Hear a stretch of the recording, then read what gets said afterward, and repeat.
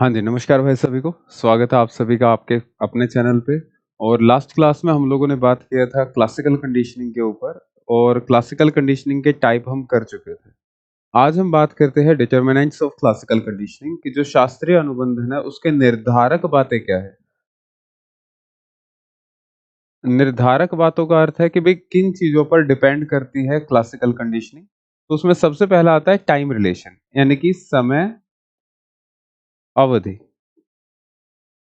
देखिए, 2 उद्दीपक हमारे होते हैं, एक कंडीशनल स्टिमुलस, एक अनकंडीशनल। दोनों के बीच में अगर टाइम गैप रखा जाता है कम, तो आपकी कंडीशनिंग कैसी होगी? तेज, यानी कि तीव्र अनुबंधन। जल्दी कनेक्शन बनेगा। जैसे हमने डॉग का एग्जांपल लिया था, तो अगर डॉग के सामने फूड और बेल साउंड में गैप अगर कम होगा, तो कंडीशनिंग जल्दी से बनेगी। लेकिन अगर दोनों के बीच में ज्यादा गैप रख दिया, मान लीजिए बेल बजाएगी और बेल बजाने के आप 2 मिनट के बाद या 1 घंटे के बाद खाना रख रहे हैं, तो टाइम गैप ज्यादा हो जाएगा और वहां पर फिर कंडीशनिंग बनने में ज्यादा समय लगेगा, यानी कि अनुबंधन देर से होगा। तो पहला कंसेप्ट क्या है? Time gap. टाइम गैप जितना कम होगा कंडीशनिंग उतनी जल्दी बनेगी, टाइम गैप जितना ज्यादा होगा कंडीशनिंग उतनी लेट बनेगी। आते हैं नेक्स्ट पॉइंट पे। सेकंड है टाइप ऑफ अनकंडीशनल स्टिमुलस। जो अनानुबंधित उद्दीपक है, अनानुबंधित उद्दीपक, वो रखा कैसा गया है? देखिए, अनकंडीशनल स्टिमुलस दो तरह के होते हैं। एक होता है एपेटिटिव यानी कि ऐशनात्मक, दूसरा होता है अवर्सिव यानी कि विकर्षणात्मक। उद्दीपक के ऊपर निर्भर करता है और वो भी अनानुबंधित यानी कि जो अनकंडीशनल स्टिमुलस है उसके ऊपर भी डिपेंड करता है कि आपकी कंडीशनिंग जल्दी होगी या देर से होगी। अगर एपेटिटिव, एपेटिटिव का मतलब होता है ऐसे उद्दीपक जिनकी तरफ आप आकर्षित होते हैं, जो आकर्षित करें। अब आकर्षित क्या क्या चीजें करती है हमें? जैसे खाना क्या करता है? हमें अट्रैक्ट करता है। इसके अलावा जो प्लेजेंट होती है, सुखदाई चीजें होती है, वो भी क्या करती है? हमें आकर्षित करती है। तो ऐसी चीजें जिनका या जो ऐसे उद्दीपक जिनसे हमें क्या मिलती है? खुशी मिलती है, वो क्या कहलाते हैं? एपेटिटिव, या जिसको हम पाना चाहते हैं, जिसे पाना चाहते हैं, वो एपेटिटिव होते हैं। आई होप ये वाला पॉइंट क्लियर होगा कि ऐसी चीजें जिनको हम पाना चाहते हैं वो किस में आती है? ऐशनात्मक उद्दीपक के अंतर्गत काउंट होती है और ये भी नेचुरली होता है। सेकंड होता है अवर्सिव, ये भी नेचुरल है। अवर्सिव क्या आ गया? एपेटिटिव का उल्टा। ऐसी चीजें जो आपको आकर्षित नहीं करती बल्कि जिससे आप बचना चाहते हैं, जिससे बचना चाहें। अब बचना किस चीज से चाहेंगे भाई? जिसका परिणाम कैसा होगा? नेगेटिव हो। परिणाम कैसे हो? नेगेटिव। जैसे इलेक्ट्रिक शॉक है, हर कोई इससे बचना चाहता है। पनिशमेंट है, हर कोई इससे बचना चाहता है। अनप्लेजेंट थिंग है, ऐसी चीजें जो आपको आकर्षित नहीं करती, दुखदाई। अनप्लेजेंट दुखदाई, तो दुखदाई चीजें किसके अंतर्गत काउंट होती है? आपके अवर से। तो दो तरह के अनकंडीशनल स्टिमुलस होते हैं और रिसर्च में पाया गया कि एपेटिटिव जो स्टिमुलस होता है उसके मुकाबले अवर्सिव स्टिमुलस में कंडीशनिंग जल्दी बनती है। ये लाइन लिख लीजिएगा। एपेटिटिव के कंपैरिजन में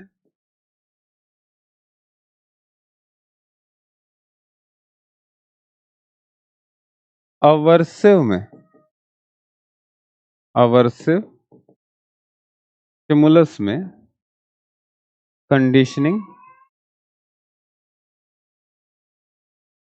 जल्दी बनती है। तो ये एक ऐसा पॉइंट है जिसका ध्यान रखना है कि अगर आप जल्दी सिखाना चाहते हैं तो एनिमल्स को भी आप देखिएगा कि आप ट्रीट से जितना जल्दी, ट्रीट का मतलब उसके खाने पीने की चीज, उनसे आप जितना जल्दी किसी चीज को सिखा सकते हैं उसके मुकाबले जो एनिमल्स होते हैं अगर आप उनको डराते हैं, धमकाते हैं, पिटाई करते हैं, तो वहां पर आपको रिजल्ट जल्दी देखने को मिलते हैं। जैसे आपने देखा होगा कि भाई जो सर्कस होता है, सर्कस में जो ट्रेनर होता है वो अपने हाथ में क्या रखता है, एक हंटर रखता है। तो ये जो हंटर होता है, ये हंटर कैसा है, एक अवर्सिव है, कारण उससे बचना चाहते हैं। इसीलिए एनिमल क्या करते हैं, जल्दी से चीजों को सीखते जाते हैं जो भी वो उन्हें सिखाना चाहता है। तो इनाम के मुकाबले जो पनिशमेंट है वो जल्दी सिखाएगी, या अनप्लेजेंट थिंग्स जल्दी आपसे काम करवाते हैं। इसीलिए आपने देखा होगा कि जब आपको कभी भी अगर आप मुश्किल परिस्थिति में है तो आप बचाव के तरीके जल्दी जल्दी सोचना शुरू कर देते हैं। तो ये हमेशा से होता हुआ चलता है। बढ़ते हैं आगे। थर्ड आता है intensity of conditioned stimulus. Intensity का मतलब होता है तीव्रता। उद्दीपक की तीव्रता कितनी है। भाई आपको भूख ज्यादा लगी हुई है, तो भूख अगर लगी हुई है तो आप उसके अनुसार क्या करेंगे, तीव्रता बढ़ गई तो आप जल्दी काम करना चाहेंगे। आपको भूख नहीं लगी है तो आप, अगर आपके सामने तब खाना रखा जाता है, तो इंटेंसिटी स्टिमुलस की क्या हो गई, कम। स्टिमुलस की इंटेंसिटी जितनी ज्यादा होगी आप उतना जल्दी सीखेंगे। तीव्रता जितनी ज्यादा, कंडीशनिंग उतनी फास्ट। कंडीशनिंग उतनी फास्ट। एग्जाम्पल ले लेते हैं।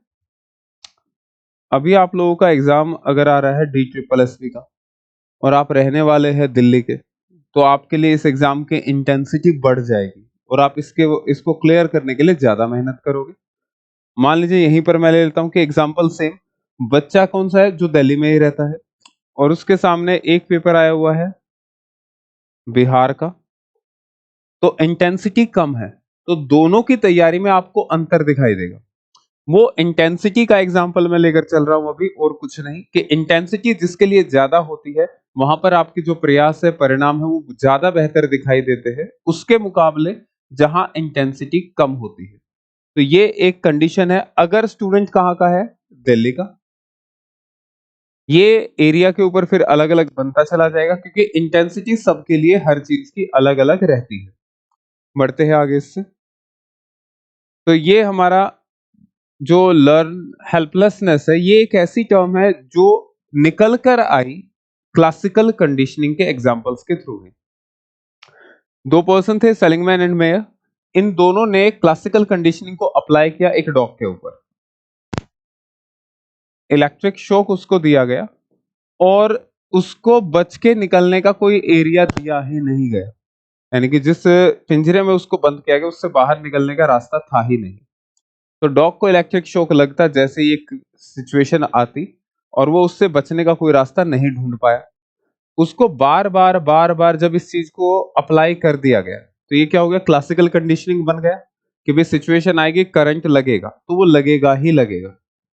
एक टाइम के बाद इस डॉग को एक दूसरे पिंजरे में डाला जाता है जहां पर एक लीवर भी रखा जाता है। लीवर इन द सेंस एक बटन बन जाता है कि अगर डॉग उसको दीवार के साथ हो, जो बटन अगर उसको प्रेस कर लेता है तो क्या होगा, करंट रुक जाएगा। लेकिन क्योंकि डॉग पहले एक कंडीशनिंग बना चुका है, पहले पहले क्या कंडीशनिंग थी, कि जैसे ही सिचुएशन बनती इलेक्ट्रिक शॉक आता और उससे बचने का कोई रास्ता नहीं था, तो वो पहले सीख चुका है, उसे पता है कि भाई उससे वो बच सकता ही नहीं है। लेकिन जब सेकंड कंडीशन में उसको बचाव का रास्ता भी दिया गया, इवन देन उसने मान लिया कि बचने का रास्ता है ही नहीं, कारण उसने पहले ही इस चीज को सीख लिया है, हेल्पलेसनेस को, कि वो उससे बाहर निकल के जा ही नहीं सकता। इसका एक दूसरा एग्जाम्पल आता है जो कि रेगिस्तान में सबसे ज्यादा यूज होता है। रेगिस्तान में जब ऊंटों को लेकर लोग बाग जाते हैं कहीं ना कहीं, तो रास्ते में अगर अंधेरा हो जाता है, रात हो गई है, या कुछ और सिचुएशन आ गई कि कहीं रेस्ट करने के लिए रुकना पड़े, और उनके पास जब कोई खूंटा नहीं होता, खूंटा इन द सेंस जहां पर कैमल को बांध के रखा जाता है, तो वो लोग क्या करते हैं कि कैमल का खाना एक जगह रखते हैं, और खाना रखने के बाद उसकी रस्सी को घुमा के वहीं पर डाल देते हैं।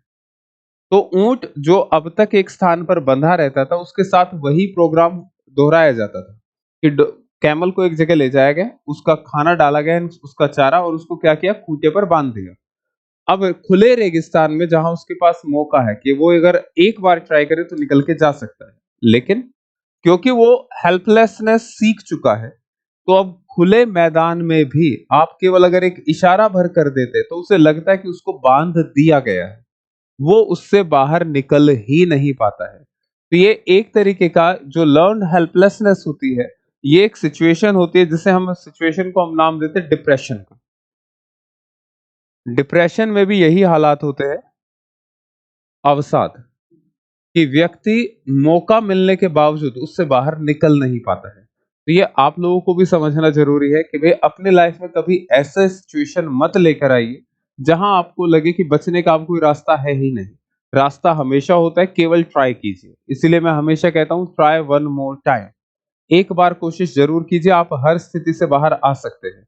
अगर आप कोशिश ही नहीं करेंगे तो आप इस सिचुएशन में हैं, लर्न हेल्पलेसनेस, आपने ट्राई करना छोड़ दिया है। और उसका कारण क्या है? जो पुरानी परिस्थितियां आपके साथ रही हैं, जहां पर आपने कोशिश की थी और आप बाहर नहीं निकल पाए, तो आप मानते हैं कि आगे तक शायद आप बाहर नहीं निकल पाओगे। तो ये लर्न हेल्पलेसनेस का एक कंसेप्ट बनता है, किसने दिया था? सेलिगमैन एंड मेयर ने। तो ये नाम याद रखिएगा। ये किस प्रॉब्लम को एक तरीके से शो करता है? जैसे डिप्रेशन की सिचुएशन होती है, सेम लर्न हेल्पलेसनेस की होती है।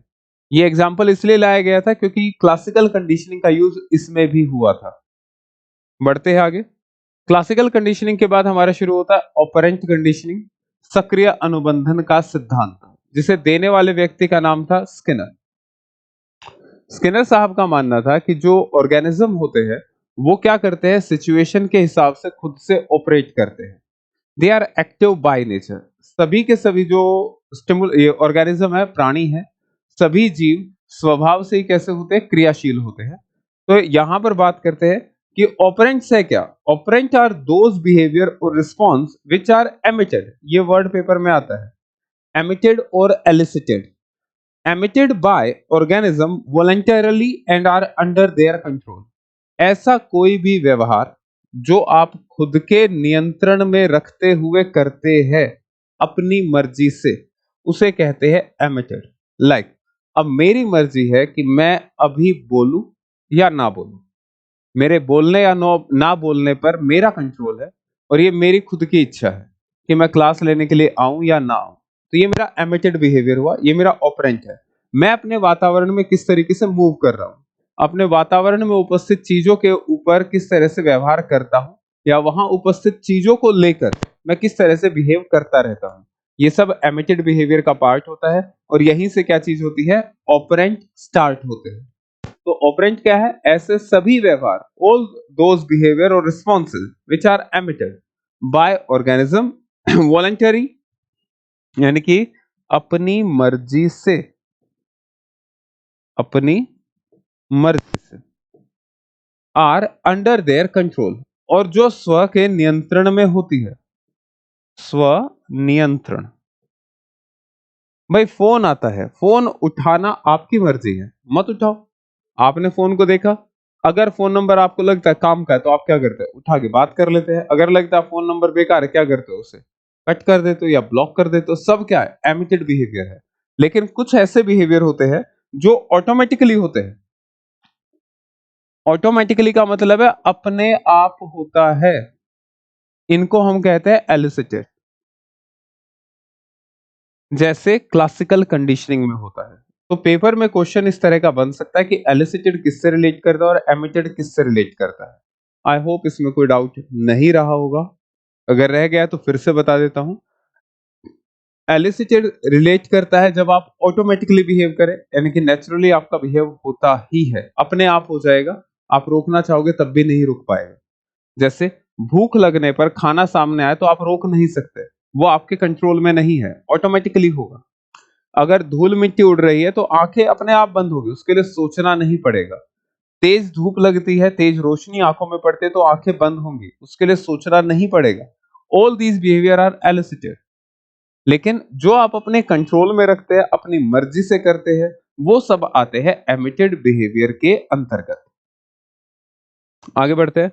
ऑपरेंट शब्द इसलिए यूज किया गया क्योंकि ऑर्गेनिज्म क्या करते हैं, एनवायरमेंट पर ऑपरेट करते हैं। ये मैंने अभी बताया, हमारे आसपास जो भी चीजें अवेलेबल है हम उन्हीं के ऊपर क्या करते हैं, काम करते हैं।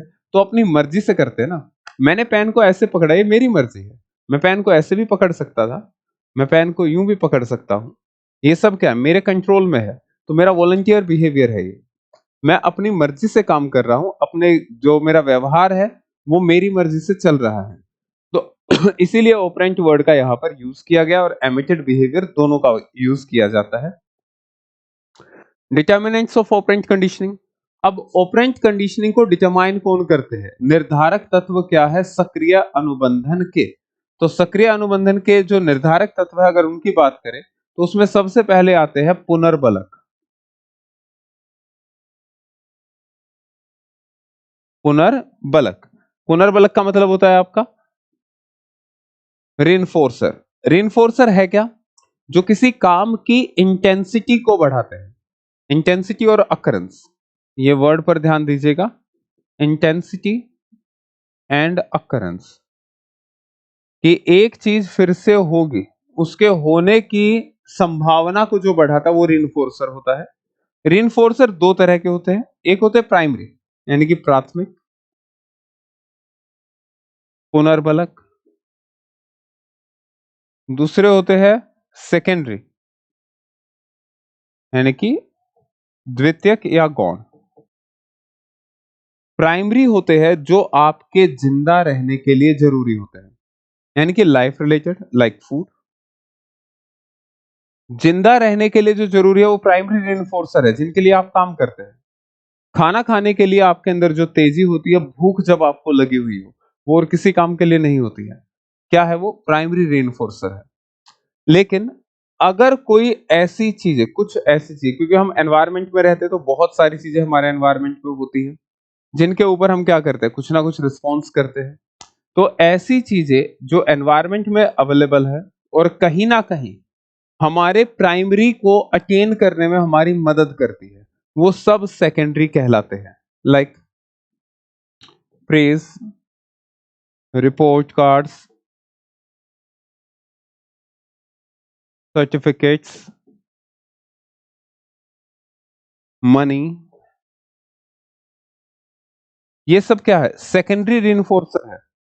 ये आपको मोटिवेट करते हैं कि आप कुछ काम करेंगे, लेकिन किस लिए? खाना मिल रहा है उसके लिए नहीं, खाने का जरिया इससे मिलता है, खाने का जरिया। तो जो जिंदा रहने के लिए होगा वो प्राइमरी में है, जो उस प्राइमरी को अटेन करने में मदद करता है वो सेकेंडरी में है। तो जब भी पेपर में एग्जाम्पल आता है, याद रखिएगा, अगर क्वेश्चन आया हुआ है, क्योंकि ये हरियाणा के एग्जाम में काफी बार आया है, डीएसएसबी में भी आ चुका है, चंडीगढ़ के एग्जाम में आ चुका है, राजस्थान के एग्जाम में आ चुका है, तो इस बार इस वाले पॉइंट को याद रखिएगा। अगर ऑप्शन में दिया गया है पैसा और बिस्किट का पैकेट, क्योंकि वहां पर एग्जाम्पल यही आया था, बिस्किट पैकेट, तो पैक ऑफ बिस्किट किसके अंदर आएगा? आपका फूड के, क्योंकि ये आपके मदद करता है आपके जो हंगर है उसको पूरा करने में। तो बेसिक नीड को पूरा करता है ये, हंगर को, तो उसको पूरा करेगा तो किसमें आएगा? प्राइमरी में। अगर है मनी, तो पैसे की मदद से हम क्या करते हैं? बिस्किट का पैकेट खरीद सकते हैं। तो पैसा क्या बना? जरिया बना बिस्किट के पैकेट को पाने का, तो इसलिए वो किसमें आएगा? आपका सेकेंडरी के अंतर्गत शामिल होगा। आई होप इन दो पॉइंट में किसी का कोई डाउट नहीं बचा होगा, प्राइमरी एंड सेकेंडरी रिइंफोर्सर के अंतर्गत। इसके बाद हमारा रिइंफोर्समेंट का टाइप शुरू होता है, जिसमें आपका आ जाता है कि रिइंफोर्समेंट के पॉजिटिव एंड नेगेटिव। साथ ही साथ रिइंफोर्समेंट में जो हमारा एक होता है स्केड्यूल हमारा बनता है, तो उस स्केड्यूल के पार्ट जो बनते हैं चाहे वो इंटरवल का है या रेशियो का है, उनको हम कवर करेंगे अगली क्लास में। तब हमारा ऑपरेंट कंडीशनिंग पूरा हो जाएगा, then we move on to the next theory. तो आज के लिए इतना है, होपफुली आप लोगों को बेहतर लगेगा। अगर अच्छा लगता है तो like share subscribe, that's all we can say. Thank you very much, we will meet next day. Thank you.